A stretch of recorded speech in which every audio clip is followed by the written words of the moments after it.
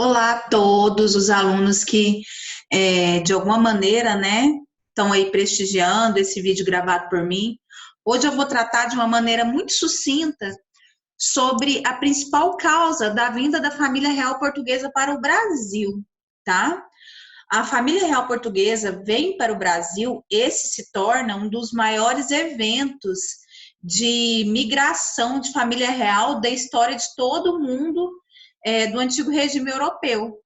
Afinal de contas, Portugal era metrópole, a metrópole se transfere para a colônia, que é o Brasil, e nesse momento começa a não haver uma diferença entre a colônia e a metrópole. Tanto que quando Dom João VI chega ao Brasil, ele eleva o Brasil à categoria de vice-reino do Brasil. Mas por que razões essa família real partiu de um país europeu, com 46 navios, com as suas maiores riquezas, com as suas bibliotecas, obras de artes, todos os artigos, né, até mesmo artigos de prataria, eles trouxeram nesses navios, junto com mais de quase 20 mil nobres.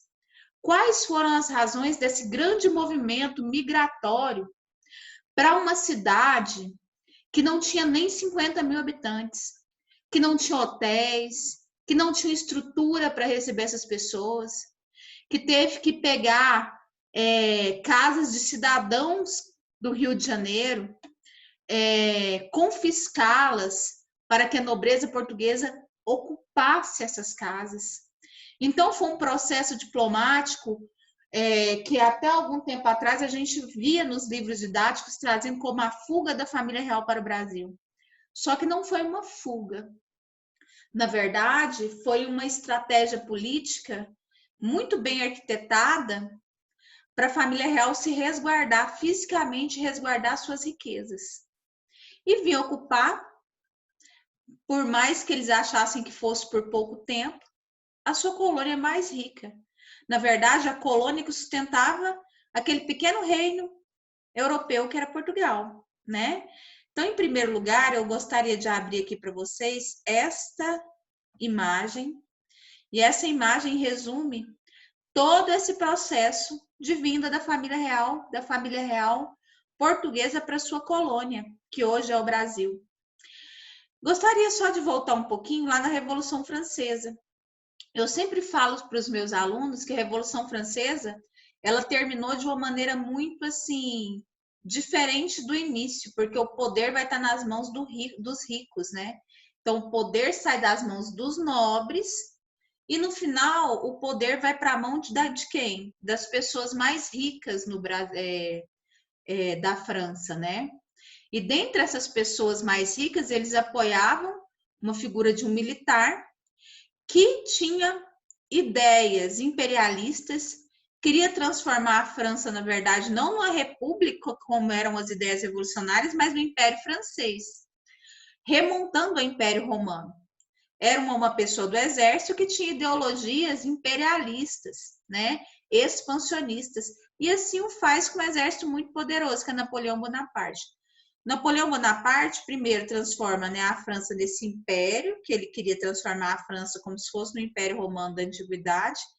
E todas essas regiões aqui, ó, em rosinha mais clara, são conquistadas por Napoleão Bonaparte, né?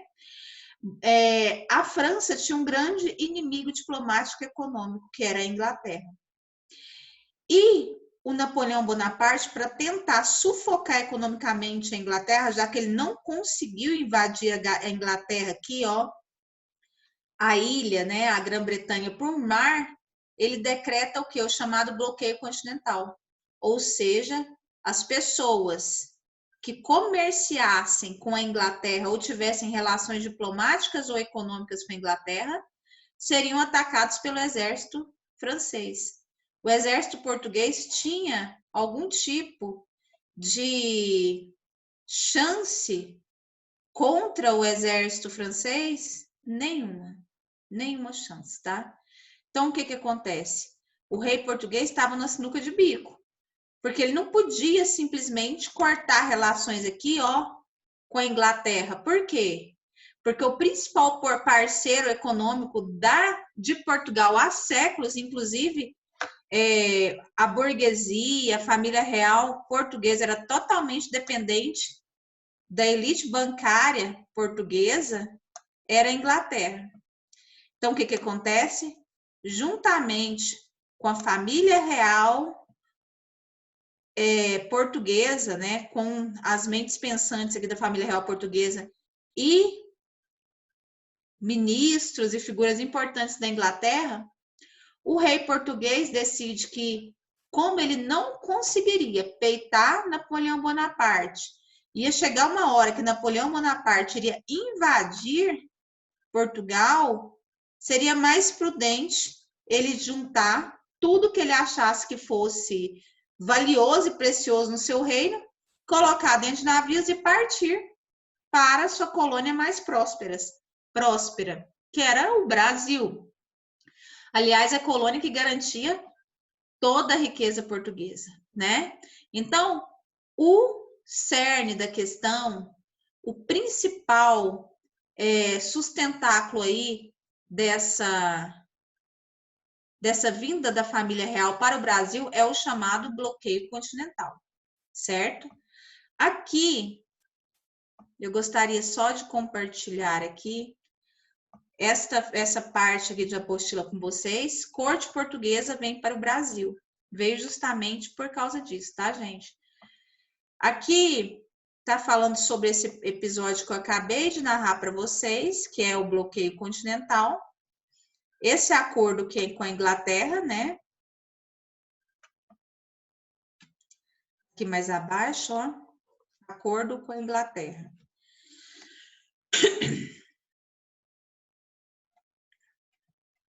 Na verdade, aqui, ó, relatando tudo que a professora falou para vocês. Em troca desses barcos, que na verdade foi a Inglaterra que cedeu, para escoltar a família real até aqui, o governo inglês exigiu troca de vantagens do comércio com o Brasil, né? Tanto que quando chegou aqui, a primeira atitude que o governo português toma quando chega aqui é abrir os portos do Brasil às nações amigas. Ou seja, essa nação amiga era a Inglaterra. Se eu fosse escolher um evento que representasse o fim do mercantilismo, para mim, foi essa abertura dos portos brasileiros às nações amigas, ou seja, a Inglaterra. Porque aí acaba o mercantilismo, não tem mais pacto colonial. Você abre os portos para outra nação europeia, quer dizer que não tem mais exclusivismo, não tem mais pacto. Para mim, a abertura dos portos às nações amigas, né, que no caso é a Inglaterra, é o evento que resume a independência do Brasil, acho muito mais representativo que o Dom Pedro I, naquele ato que, na verdade, é muito mais mitológico do que científico, da independência ou morte, né? Tem um filme muito bom que fala sobre essa vinda da família real para cá, só que ele é satírico, né? Mostra uma história muito baseada na comédia, na sátira, na caricatura das figuras históricas, principalmente Carlota Joaquina, que era a mulher do Dom João VI e era uma figura muito controversa lá em Portugal. Então, o que acontece? O nome do filme é Carlota Joaquina, de uma cineasta chamada Carla Camurati, e fala sobre essa vinda para cá. Eu acho bem interessante esse filme, porque mostra de uma maneira humorística. A gente tem que sempre pensar que não é a história real, é uma ficção humorística, mas é bem interessante por causa do figurino, por causa assim da narrativa, né, de como mostra muitas dificuldades dessas viagens, né, porque foi uma viagem muito difícil. Mostra Carlota Joaquina de turbante, porque teve pragas, piolhos nessas condições. Quando a Carlota Joaquina chega aqui, as mulheres, né, a pouca nobreza, os poucos ricos do Rio de Janeiro começaram a imitar a Carlota Joaquina porque achavam que era moda, mas mal sabiam eles que o turbante era para se proteger da praga de piolhos, né? Lembrando para vocês que o Rio de Janeiro, nesse momento, era uma cidade de população afrodescendente, tá, gente? mais de 80% da população do Rio de Janeiro era uma população afrodescendente, tá? O Rio de Janeiro era um importante porto do tráfico negreiro, juntamente com Salvador. E aqui fala sobre essa abertura dos portos à nação amiga, em 22 de janeiro de 1808, que para mim marca o final do período mercantilista, né? Porque o mercantilismo, a ideia básica é o exclusivismo colonial. Portugal só podia fazer comércio com quem? Né? O Brasil só podia fazer comércio com quem? Com Portugal. A partir do momento em que os portugueses prometem aos ingleses que vão abrir os portos para os produtos ingleses entrarem, né? Aqui nesses portos brasileiros, a Inglaterra tinha acabado de se industrializar, então eles estavam sedentos por mercados para escoar as mercadorias de todas as formas que eram escoadas ali nos portos brasileiros, né? Produzidos nas indústrias lá inglesas. Então, eles estavam sedentos por mercado, né? Tanto que o maior liberal que existe era o Adam Smith, o pai do liberalismo, era inglês, né? Porque vivia esse período aí de industrialização e de muita produção e de ter que vender e a população inglesa não ter dinheiro para comprar, né? Então, galera, é um grosso modo que resume de uma maneira perfeita as razões pelas quais a coroa portuguesa, junto com, como eu falei para vocês, 14 mil nobres, se não me engano, vem para a colônia elevar essa colônia à categoria de vice-reino do Brasil. É isso.